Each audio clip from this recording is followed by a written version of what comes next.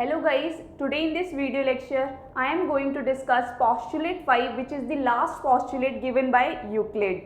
So let's see what postulate 5 says. It says if a straight line falling on two straight lines makes the interior angles on the same side.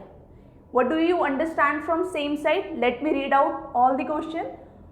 Of it taken together less than two right angles, then the two straight lines, if produced indefinitely, that meet on that same side on which sum of angles is less than two right angles.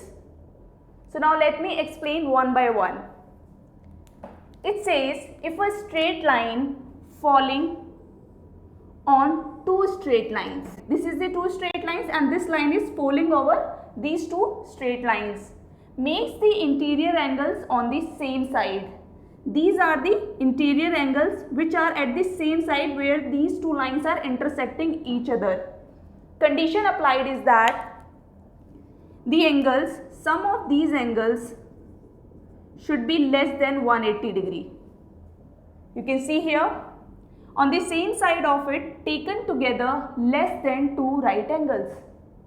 This is less than. You can also write it as theta 1, theta 2 less than two right angles. Right angles are 90 degree plus 90 degree. So less than two right angles. Then the two straight lines, then these two straight lines, if produced indefinitely, we have produced these two lines indefinitely, meet on that side.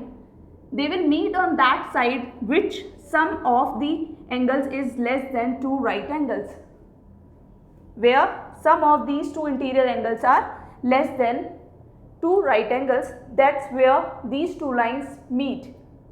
So now you understood what this postulate trying to say. If interior angles are less than sum of two right angles, then the line produced indefinitely will intersect at the same side where the sum of these two interior angles are less than two right angles. I will be discussing problems based on Euclid Geometry in the next video lecture. Thank you.